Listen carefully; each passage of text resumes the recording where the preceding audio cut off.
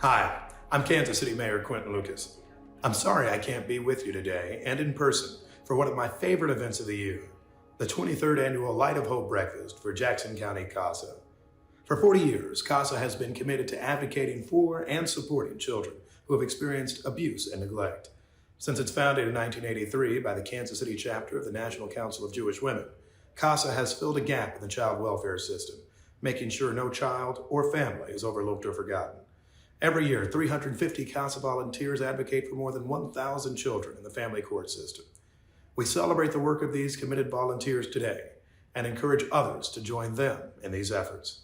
One measure of how a community is how it cares for its children. And with CASA and your help, we can ensure every child has someone to make sure they grow up in a safe and permanent home.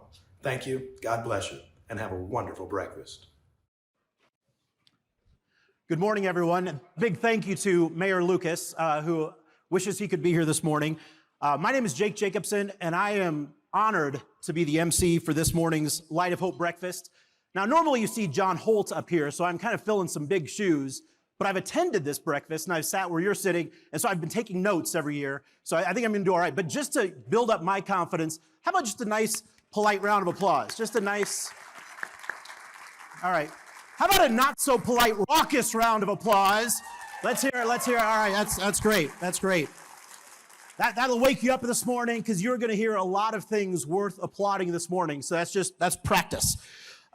This morning, we gather to help Jackson County CASA or court-appointed special advocates bring the light of hope to the children and families they serve.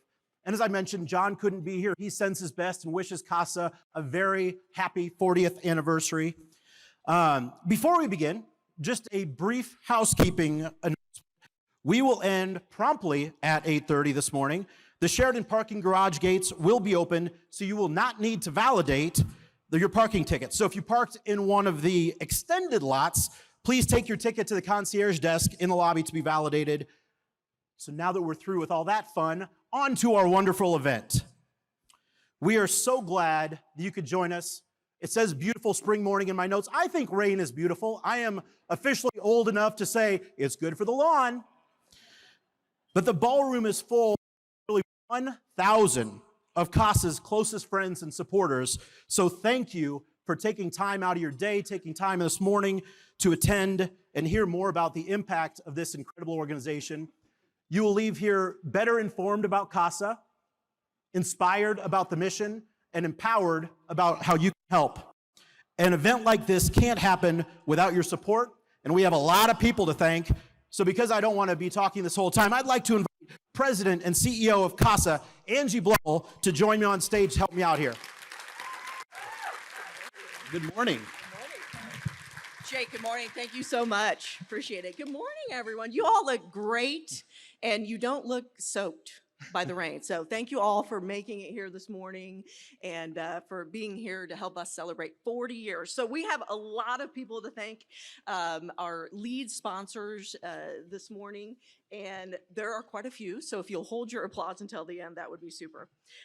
First, I'd like to start with our honorary chair, Jeff Blaesing from J.E. Dunn, and J.E. Dunn is also our presenting sponsor. Then we have our, well, we'll give Jeff a round of applause, but then we will hold our applause until the end. Otherwise, we're going to be here long after 8:30, and then I get in trouble from Angie. So our enduring sponsors this morning are Gary and Kathy Bussing, America's Auto Auction, Brian and Linda Johnson, Sven and Julie Sykes, and Colliers International, Lockton Inc., and Kelly and Ron Lockton Family Foundation. Our spotlight sponsors are Hallmark, Victor Waveda, and our radiant sponsors are Peter and Carmen Kowalski. Our guardian sponsors include Black & Veatch, Blue Cross Blue Shield of Kansas City, Larry and Carol Blumel, D.H. Pace Company, Dollar Family Foundation, Sandy and Ed Freed, Lathrop GPM, Lead Bank, Gene and Tom McDonald, Medavani Corporate Immigration Law Firm, Shook Hardy and Bacon, Susan Stanton, and U.S. Engineering.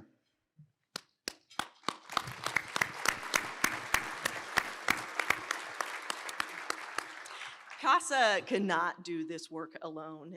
It takes a team, a community really, and we are honored to have so many judges, commissioners, and publicly elected officials here with us today.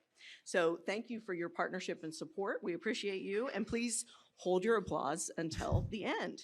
CASA would like to thank the presiding judge and commissioners at Jackson County Family Court, the Honorable Kevin D. Harrell, Administrative Judge for Family Court Division, the Honorable Nancy Alemafar, the Honorable William Jackson III, and the Honorable Katie Rooney.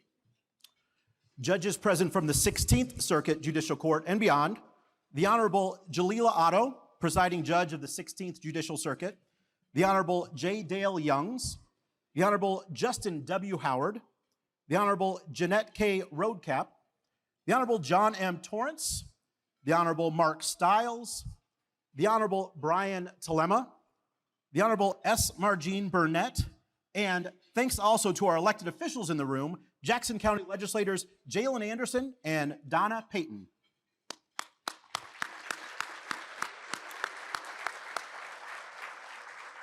CASA would also like to acknowledge our important partners in the Jackson County Family Court and Children's Division, Court Administrator Bev Newman, Deputy Court Administrator Teresa Bird, Director of the Office of the Guardian Ad Litem Kathy Rogers, Director of the Juvenile Office Lori Stipp, and Children's Division Regional Director Brian West. And Jake, we also, oh, thank you. Yeah, absolutely. They deserve a round of applause. They're getting mixed messages. I tell them to clap, then we tell them not to clap, so go ahead and clap. That's fine. That's right. I'm sorry about that. Yeah. We also have here with us today the president and CEO of CASA of Johnson and Wyandotte counties, Natalie Julian. And I would like to take just a moment to recognize two special people in the room who are retiring after years and years of dedicated service to the kids and families of Jackson County. Please stand and be recognized. Kathy Rogers, the Director of the Office of Guardian Ad Litem, and Commissioner William Jackson.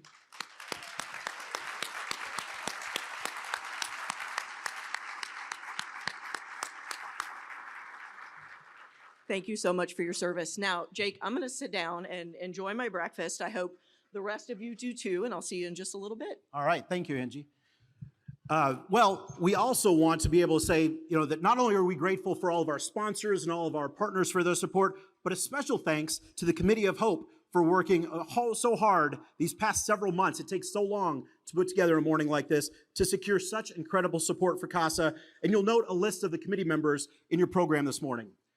So with all of that, we apologize if we missed anyone. We love you all. Thank you for being here again. One more thing. If throughout this morning you are moved by what you hear today and you're interested in learning more about how to become a CASA volunteer, a table is set up outside the ballroom. And at the end of the breakfast, you can drop by, visit with CASA staff. And now I would like to introduce John Vaglio, Board Chair of CASA.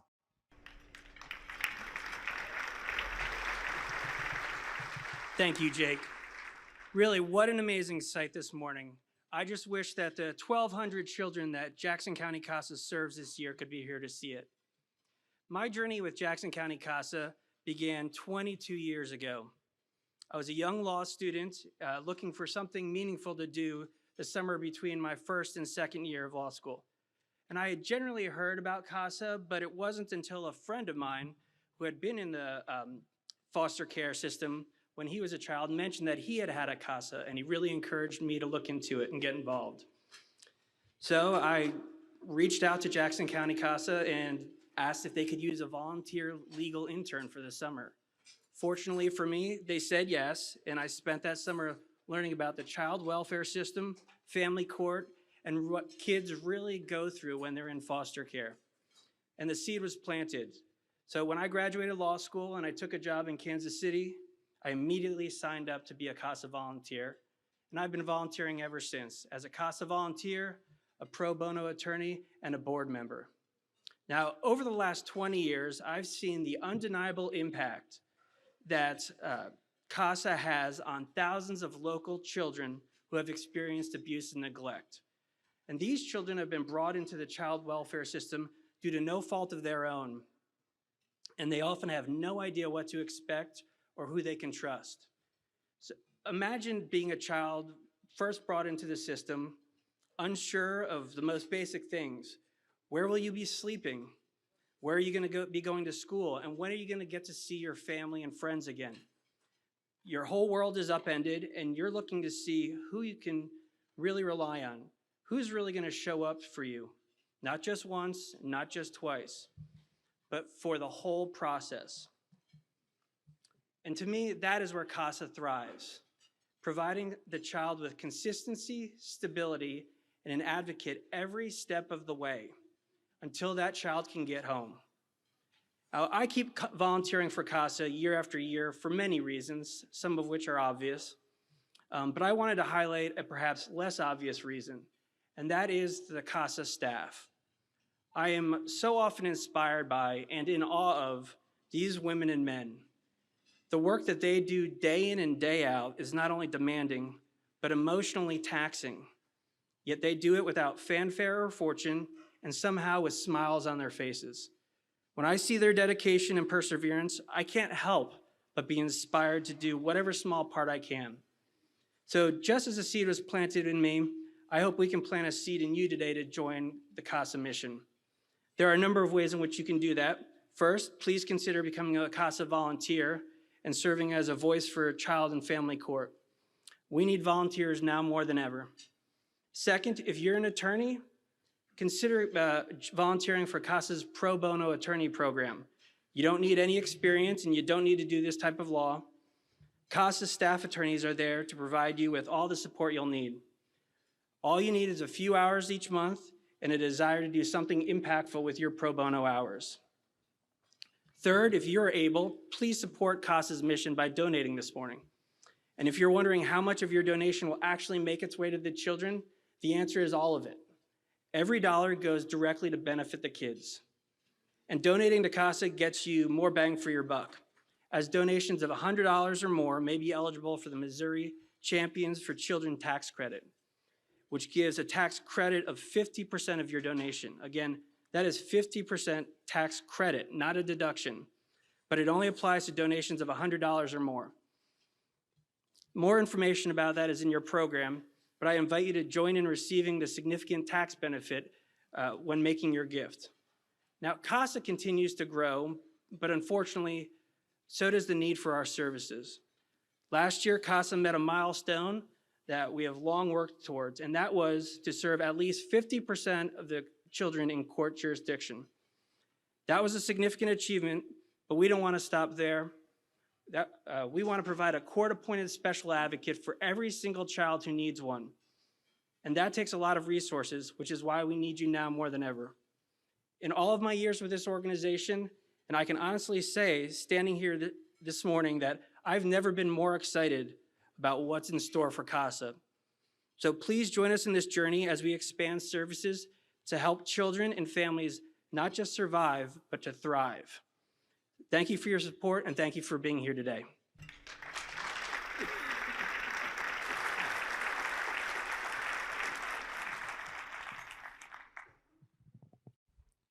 All right, thank you very much, John. Appreciate all of that.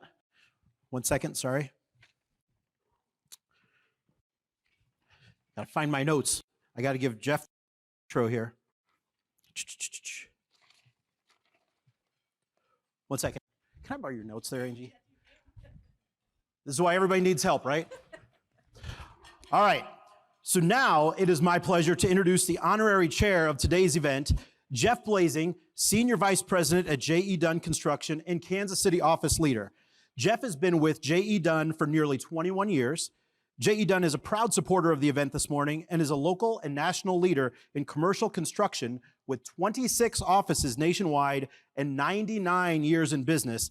J.E. Dunn's mission is to enrich lives through inspired people and places, and Jeff embodies that. Please join me in welcoming Jeff to the stage.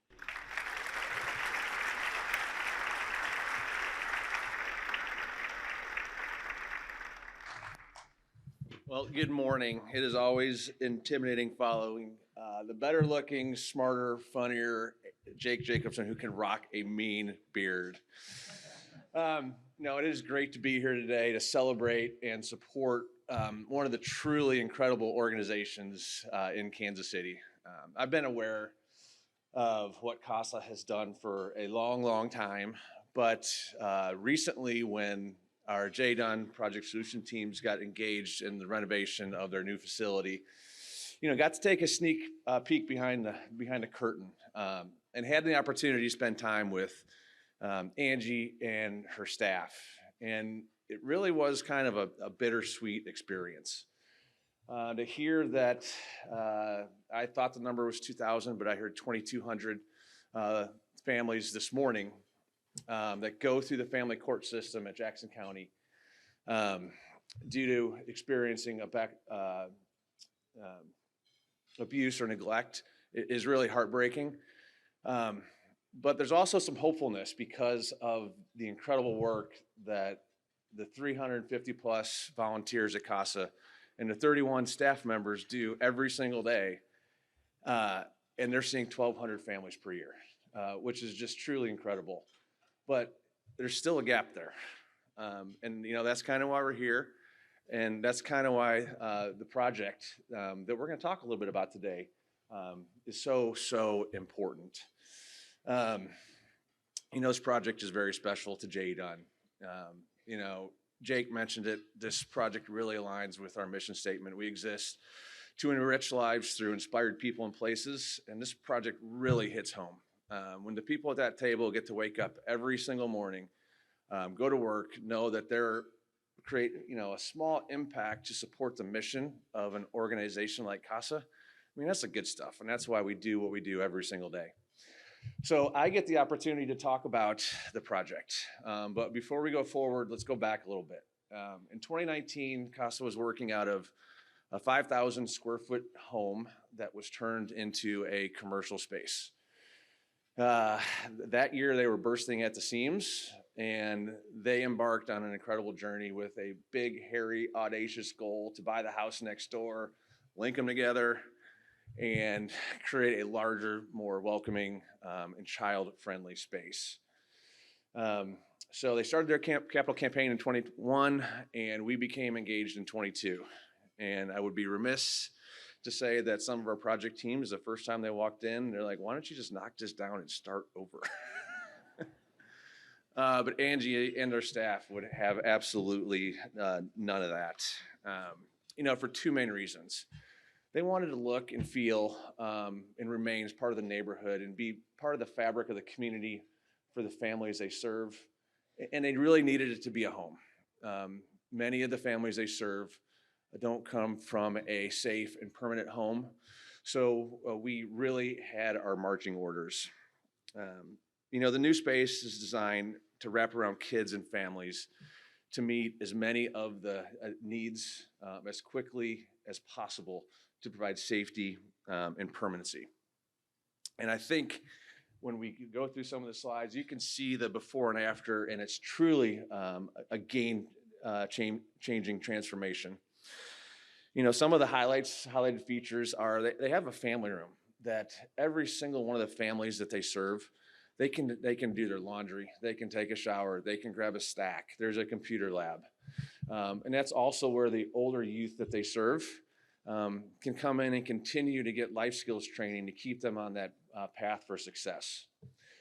The resource center, the resource library, when you walk in off the front entry, there are books, there are puzzles, there are games, there are arts and crafts. So the staff and volunteers, when they go meet with the children, they can bring stuff, and it's always stocked, and that's not done without the help of everybody in this room. One of the things that really people may take for granted is, the conference space that they have. First with the community center that's set up for virtual, hybrid, in-person, where the board members, community partners, staff, volunteers meet. They have their previous staff meeting space was in a closet where they were trying to cram 2 people in. Now they have a state-of-the-art conference room with all the tech. And maybe the most impactful is their new, much larger volunteer training space. And that is so important when you're trying to get from serving 1,200 to serving 2,200. You're going to need more people to do that. And Angie has a lofty goal of doubling the amount of volunteers in the future. So that room will come in so handy. One of the things that CASA was very, very focused on is focusing on the mental health and well-being for both staff, volunteers, and the families that they serve. They have a beautiful reflection deck. Now, today may not be the day to go check it out, but I suggest everybody head out there and see it. And they also have a wellness room for anybody that's in the building. It is a stressful environment that just needs a little one-on-one time to take care of themselves. But probably the coolest thing is, and you immediately notice it when you enter the space, is the entrance lobby, which is designed specifically for children. There is a beautiful mural. Furniture is right size for kids, built-in right size for kids, and the sole purpose is so that when they enter, they feel extremely, extremely welcome. So this really is an incredible project, and projects like this do not happen without incredible partners. So Dunn would like to thank the rest of our project team members, specifically Michelle Lockman with the Kansas City Design Group, Richard Farnan, the team at Bobby Campbell and Langford and Fendler, US Engineering, and the rest of our incredible partners who helped turn this dream into a reality. But this is just the project, and there's a lot more to do. So I asked this group to stand alongside Dunn and the rest of our incredible sponsors today to continue to give back by supporting the children of our community by continuing their support of CASA. Thank you.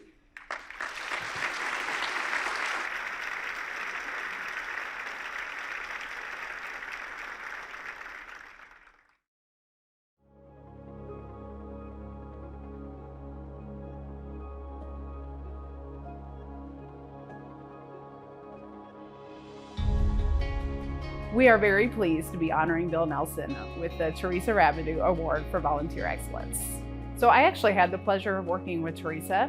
The work that she did, the dedication, the passion, I think when she got sick and that she continued to work through that even when she was sick, I think she worked on cases right until she went into hospice, which I think, a lot of volunteers wouldn't do. And that's why I think it's so important that we continue to acknowledge and call out those volunteers who do the work that Teresa did and continue to do that work year after year. Bill is such an obvious choice for this award. He is such a delightful individual.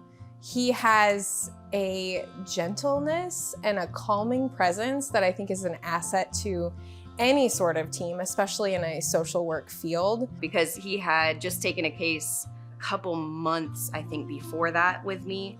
And it was just one of those cases that was really tough, and he just jumped headfirst into it, and that's kind of who I've known him to be, and just every case that I've had him on, he has made a significant difference.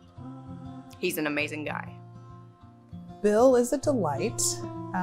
First of all, he just has a wonderful attitude. He seems to be able to look on the bright side about things and just be upbeat. And in this job, we hear so many things that are heavy and difficult, and to have somebody with that kind of attitude is really special. As a volunteer, Bill he's authentic. He just shows up with his true self and tries to build a relationship with his older youth. I think that relationship piece with Bill, when he's working with older youth, they know it's authentic. They can feel his genuine support and kindness when they interact, and I think that makes an impact on our older youth.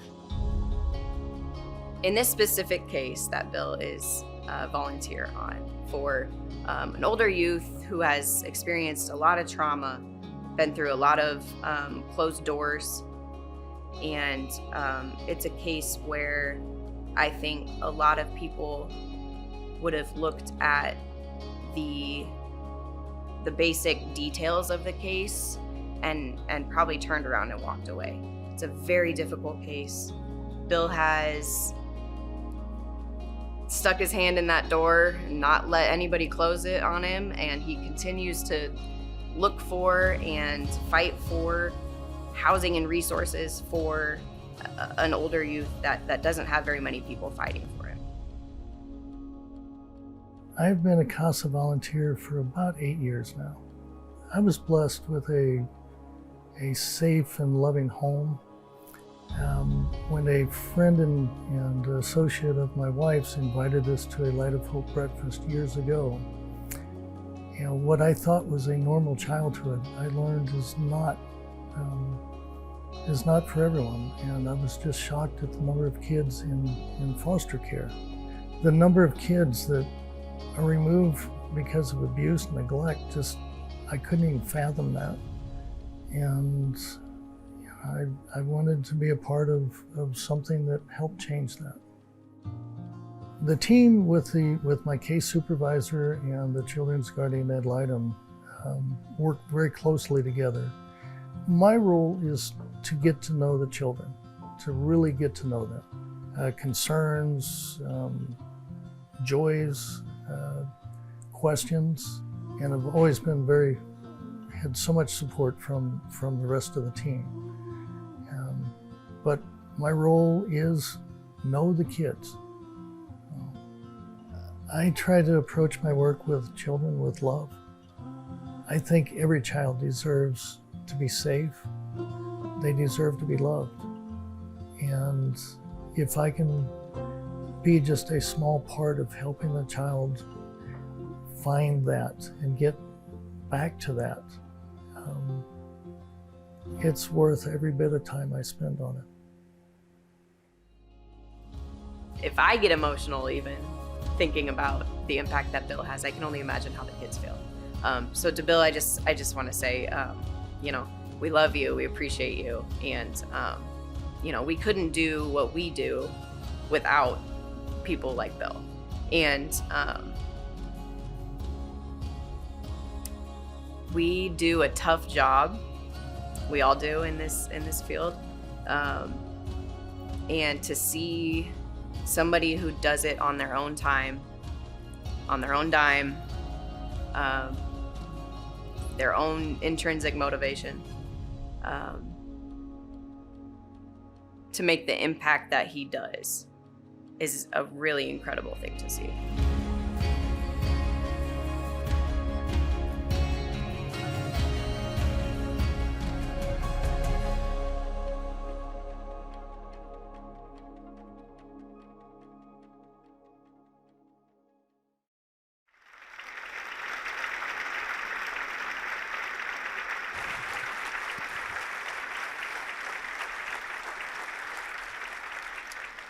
Just wonderful, wonderful. Please join me in congratulating the Teresa Rabideau Award for Volunteer Excellence recipient, Bill Nelson.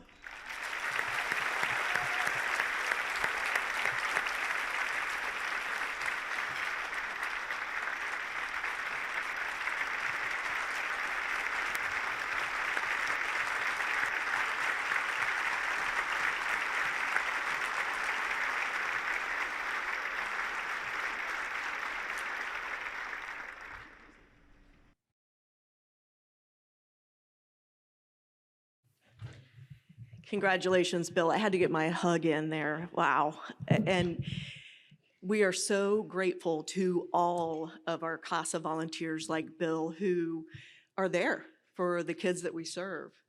But pivoting just a little bit, it is my great honor to present this year's Light of Hope Award. And this is a surprise this year. Normally, when you come to the breakfast, you see in the program, you know who the Light of Hope Award recipient will be, but it's a surprise. And I'll get there in just a minute. But before I do, I'd like to take a moment to reflect on our 40th anniversary of providing court-appointed advocacy services in Jackson County. So we were founded in 1983 by the National Council of Jewish Women, Greater Kansas City chapter, and we have some representatives here today. And the story goes that some of our founding mothers attended the NCJW National Conference, at which they learned about this new program out of Seattle, Washington, called the CASA program. And they thought, we need this in Kansas City. We need this for the children and families of Jackson County. So that's what they did. They brought CASA here to Kansas City back in 1983 and trained a handful of volunteers in that first year, probably served a couple of hundred kids who had experienced abuse or neglect. 40 years later, thousands and thousands of children have had the benefit of a CASA volunteer by their side as they navigate the child welfare system. Thank you to NCJW for being visionary leaders and for bringing CASA here to Kansas City.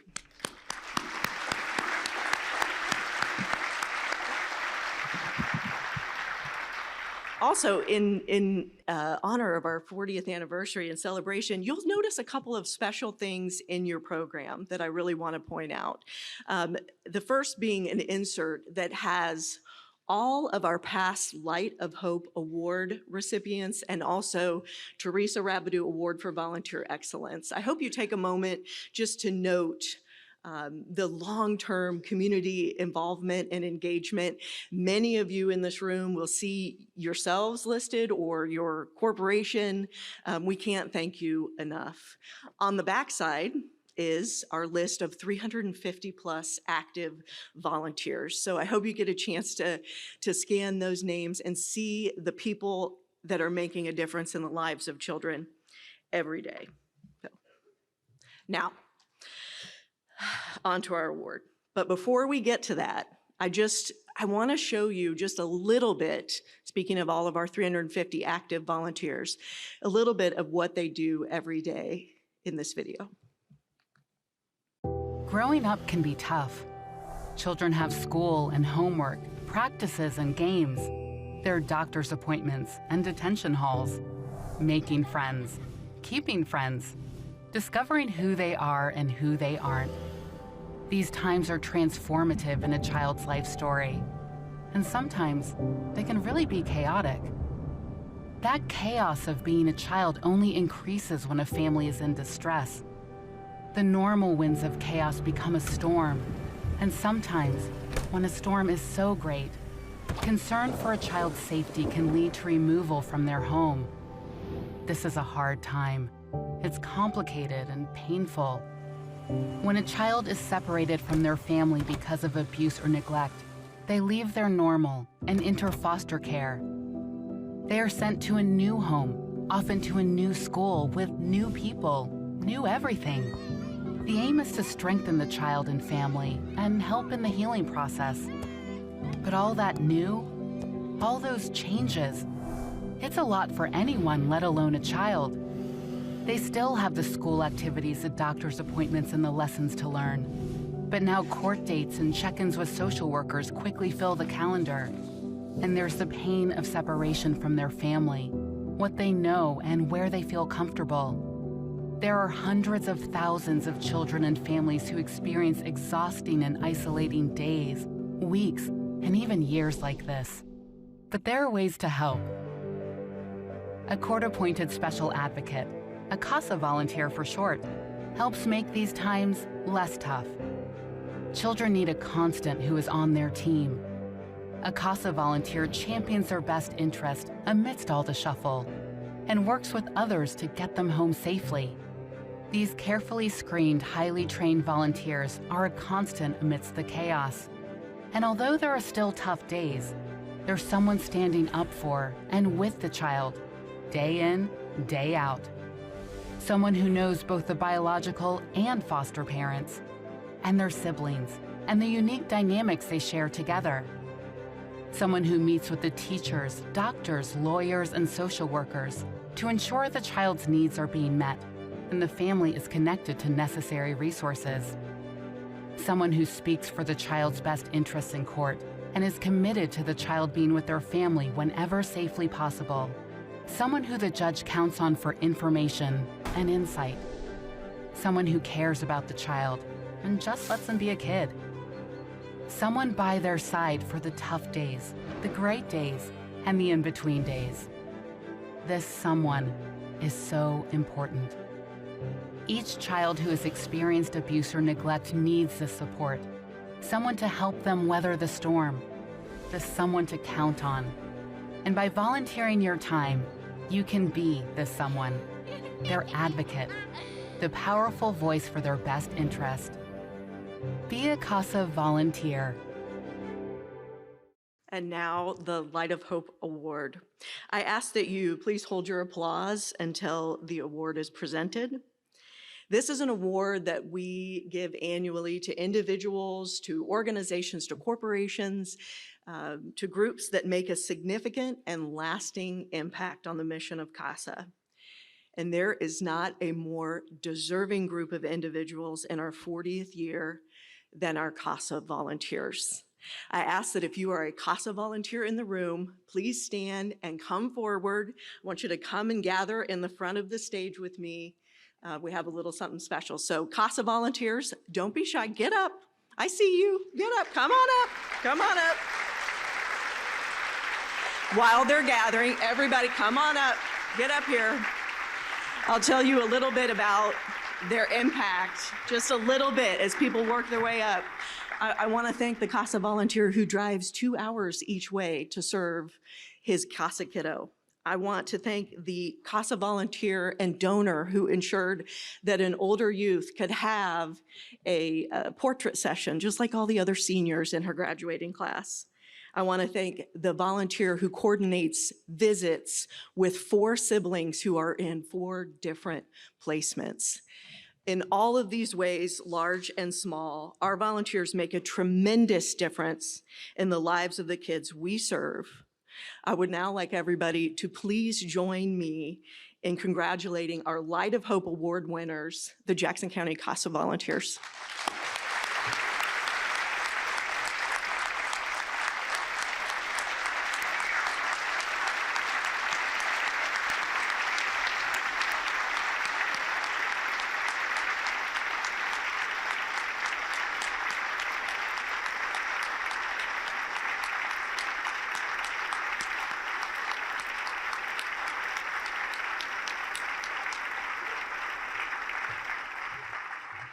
Okay, thank you all for making my dream come true. I so wanted this to happen, and it happened beautifully. Thank you for coming up and for being recognized. I know you all are a very humble bunch, and I appreciate, and we as a staff and as a board appreciate every single one of you. Thank you so much as you wait your way back to your seat.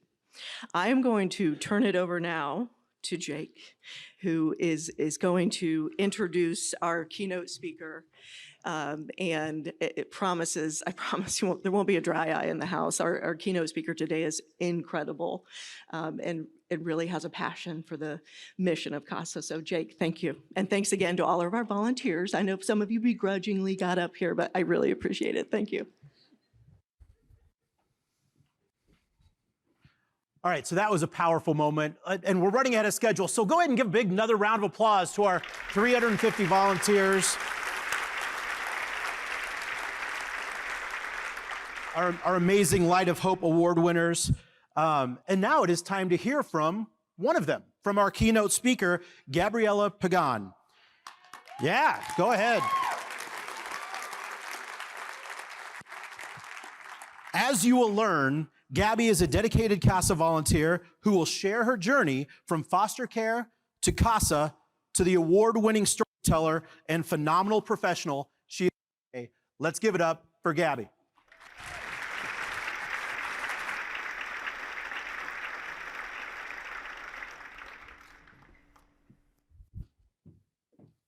Good morning, everybody.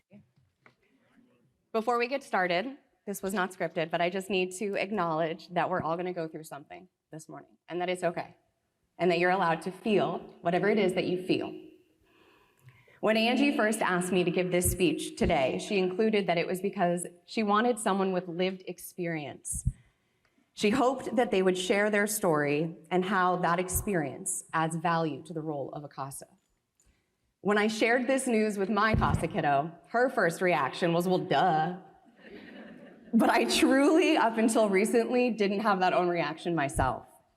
Until recently, sharing my story like this was something I didn't do. And truly, when Angie asked on the inside, I was thinking, me? You want me? You think my story has value? Are you sure? Whenever asked about my childhood, I always had those feelings because I would pass it off as saying it was just non-traditional, or I would just not answer the question at all. When in fact, it was abusive and violent. Child Protective Services was often involved, but we would move or change schools anytime a social worker got too close to figuring out exactly what was going on at home. Pretending everything was normal was our family tradition. My siblings and I didn't even acknowledge the abuse to each other. And we would lie whenever anyone asked questions, just like we were taught. Looking back on it, rehearsing how to lie and keep our family secret of what went on at home was one of the only things we ever did as a family. I learned that staying silent meant keeping them, and speaking out meant losing them and any chance at earning their love. The day I came into care was a direct result of me telling the truth for the first time to someone at school, because I'd fear for my life after my father shared in detail with me how he could end it. Not long after telling the truth that day and learning I was alone in doing so, Child Protective Services entered the picture again. And instead of going home after school, I was taken to a nearby youth shelter for safety. Shelters aren't ideal long-term, I'm sure you can imagine why, but I loved it there and I didn't want to go. I remember what it felt like to get that first real night's sleep, the deep kind that you only get when you feel safe and at peace. I got that first night. And for the first time, I felt like I could breathe. I couldn't stay there indefinitely, and after 60 days, I was reunited with my family, and the abuse began again.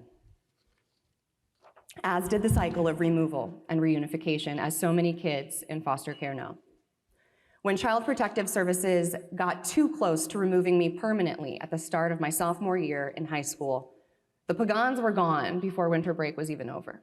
We moved. This time we left New York altogether and moved to a small town in southeast Michigan.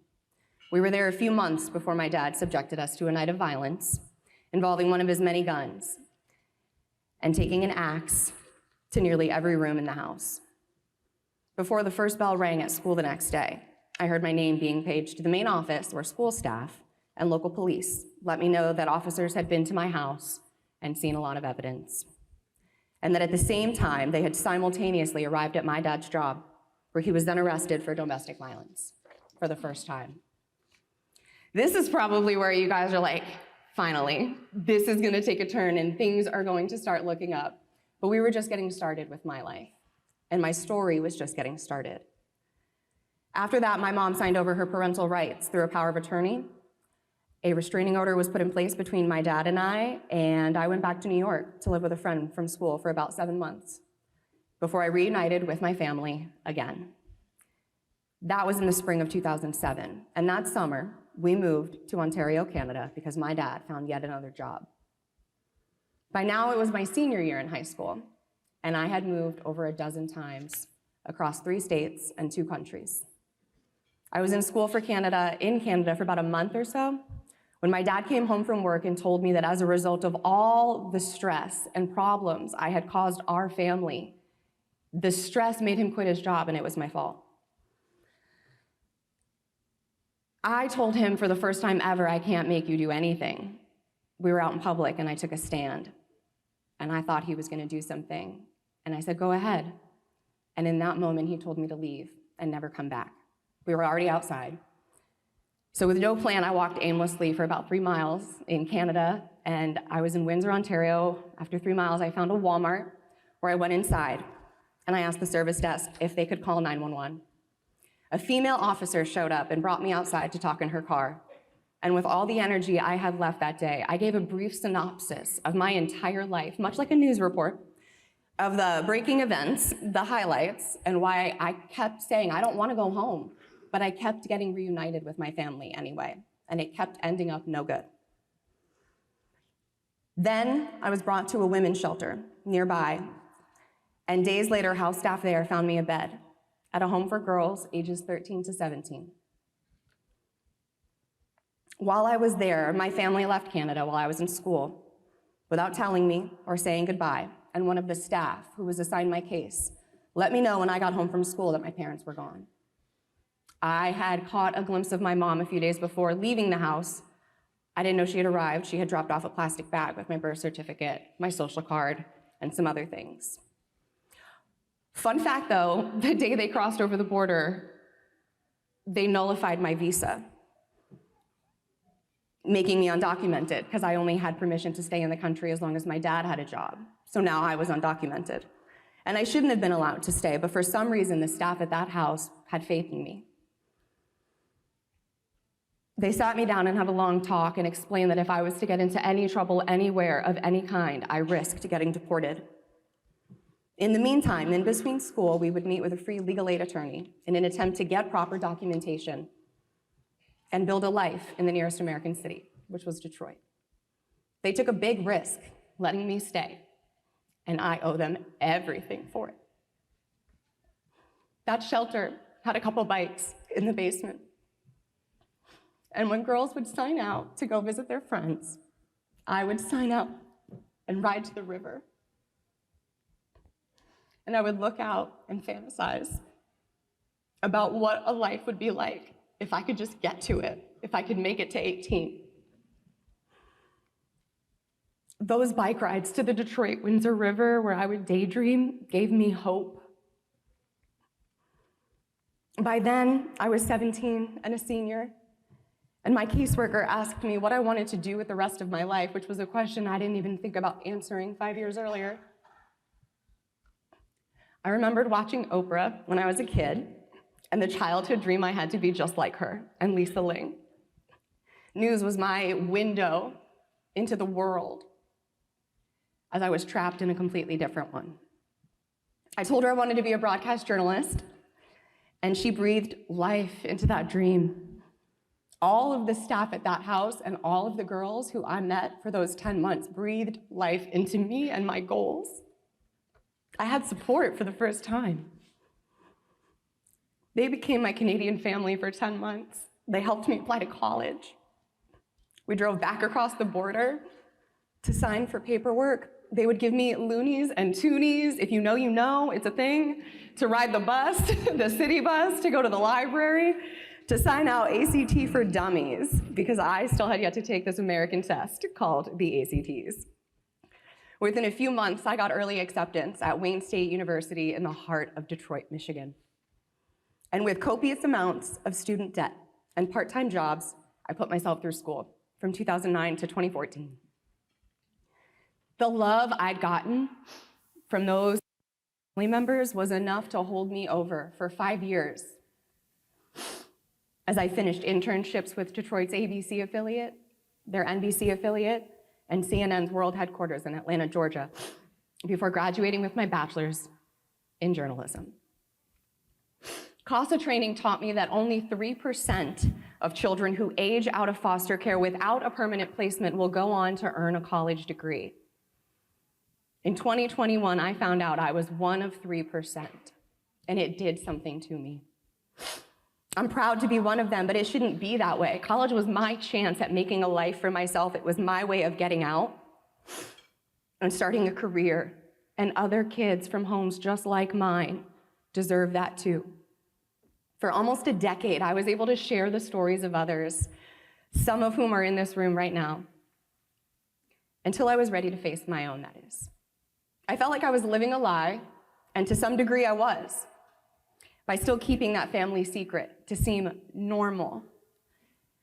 I was so tired of being judged and hearing, oh yeah, she's a great kid. She just doesn't come from a good family though. Because what does that mean if I'm good either way? I'm only just now beginning to realize how proud of myself I am for speaking out, for asking for help then and now, and for allowing my experiences as a child to form my work as a CASA volunteer. There's value in my story and in the story of anyone in this room who has experienced child abuse or neglect. You know what it feels like to hide in plain sight. And it's not easy, but we do it. Without my own experience of surviving child abuse, I wouldn't be as equipped to help my CASA kiddo. What I once thought were invaluable skills that I should hide from the world are now the most important things I can pass on.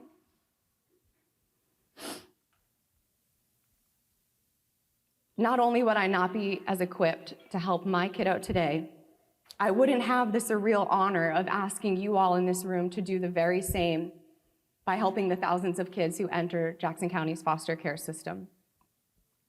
When I had nothing else, it was hope that kept me alive. When people don't have people, they have hope.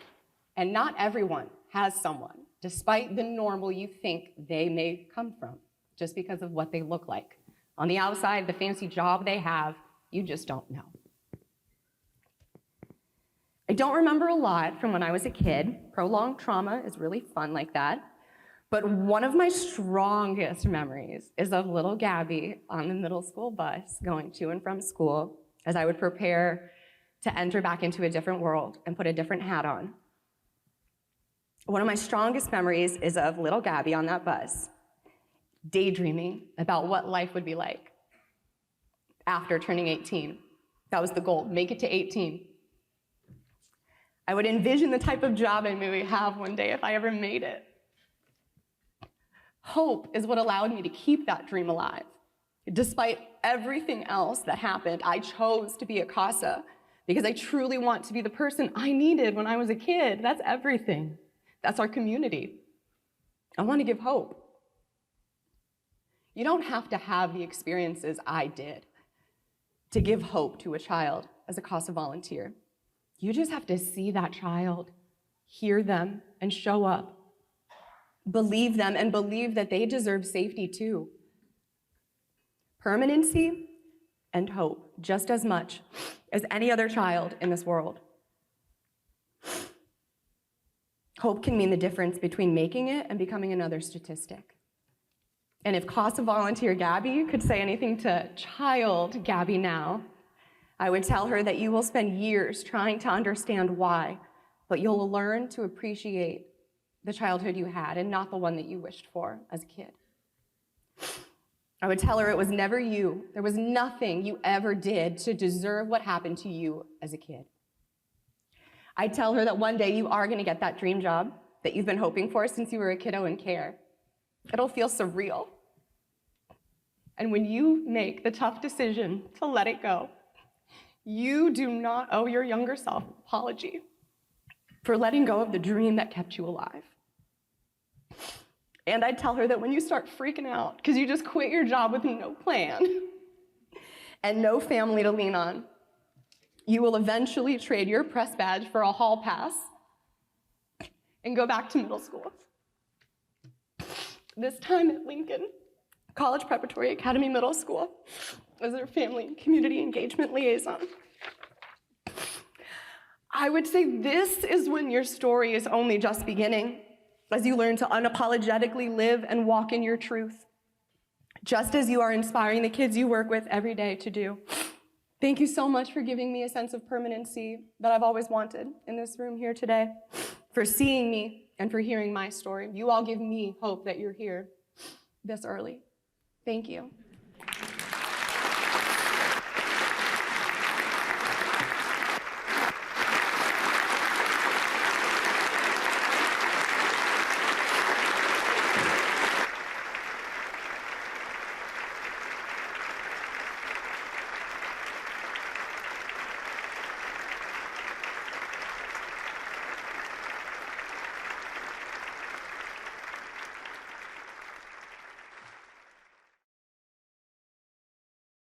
Wow. Gabby, thank you for sharing your story with us today, a story of hope. I think I speak for everyone here when I say that we are so glad that you made Kansas City home and that you're here with us and that you're a CASA volunteer. And the fact that you not only survived but are thriving here as a professional and a volunteer and a community member is a real testament to that hope that you kept as a child. You bring hope to your CASA youth, and you bring hope to all of us here this morning. Thank you. And that's the kind of hope that we want all of our CASA kids to have, the hope of a safe and permanent home with people who love them. The recruitment, training, and staff support of phenomenal volunteers like Gabby and Bill and so many others takes resources. You can help give that hope this morning by donating to CASA's mission so that children like Gabby was, little Gabby, can have a trusted adult representing them as they navigate the foster care system together. There are multiple ways to give. Giving is easy. There are envelopes on your table where you may leave a gift, and we'll pick that up at the end of the breakfast. You can click on the QR code in your program, and you can also make a donation right outside at the registration desk. Your investment today will help continue the legacy of Jackson County CASA for 40 more years and beyond. You will help care for kids so that every child can grow up in a safe and permanent home and have hope. Thank you. Thank you for your time this morning. Thank you for your attention, and thank you for your generosity. We truly, truly appreciate you, and we hope that you have a great day. We are adjourned.